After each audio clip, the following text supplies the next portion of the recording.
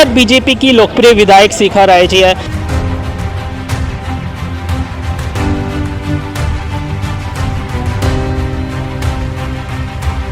Opposition महिला शक्ति का हक उन्हें नहीं देना चाहता, ये बात आज पूरे देश को पता चल गई है।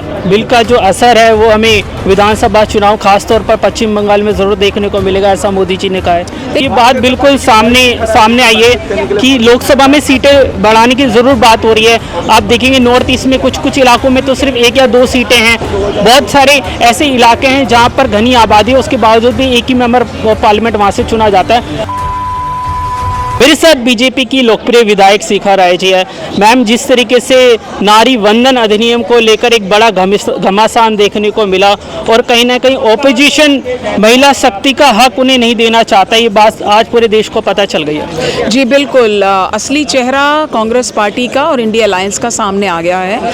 ये ट्विटर्स पे, सोशल मीडिया प्लेटफॉर्म्स पे कुछ भी कहें, वहाँ पर ये महिला सशक्तिकरण का एक ट्वीट छोड़ देते हैं, लेकिन असलियत में जब एक्चुअल करने के लिए और इनकी भागीदारी की जहां आवश्यकता थी उस समय ये पीछे हटे हैं। इन्होंने पूरी नारी शक्ति के साथ इस देश की 50% आबादी के साथ धोखा किया है, अपराध जैसा काम किया है।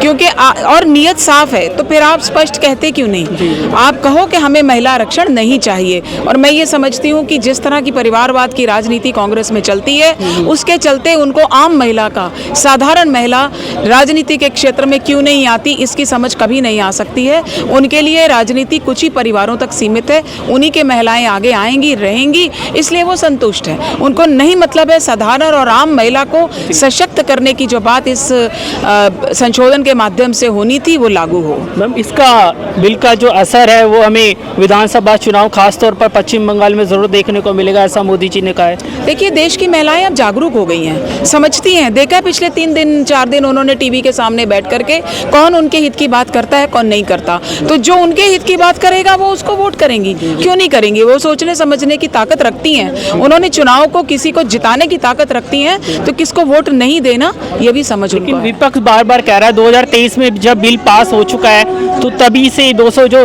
543 सीटें उसमें से रिजर्वेशन महिलाओं को देना चाहिए। देखिए, जब ये बिल 50 वर्षों से सदन में आता था और पास नहीं, बिल ही नहीं रखा जाता था क्योंकि उस पर बहस चर्चा होती थी, पास नहीं होता था, तो ये कह करके होता था कि सीटें जो हैं उतनी में ही अगर आरक्षण होगा तो बहुत सारे जो हैं पुरुषों की सीटें कट जाएंगी।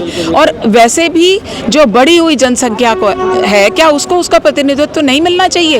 ये जब हमारे संविधान ने अधिकार दिया है प्रत्येक देश के वासी को कि इतनी जनसंख्या पर एक सांसद होना चाहिए, जो कि बिल्कुल ज़रूरी भी है, तो जब ये सिचुएशन बिल्कुल ऐसी थी कि महिला को बढ़ी हुई सीटें भी मिलती, उनको आरक्षण मिलता और किसी तरह का और लोगों को प्रतिनिधित्व मिलता, तो ऐसी सिचुएशन जो बिल्कुल सबके लिए जस्टिफाइड थी उसको गिराया गया। बिल्कुल, तो ये बात बिल्कुल सामने आई है कि लोकसभा में सीटें बढ़ाने की ज़रूर बात हो रही है। आप देखेंगे नॉर्थ ईस्ट में कुछ इलाकों में तो सिर्फ 1 या 2 सीटें हैं।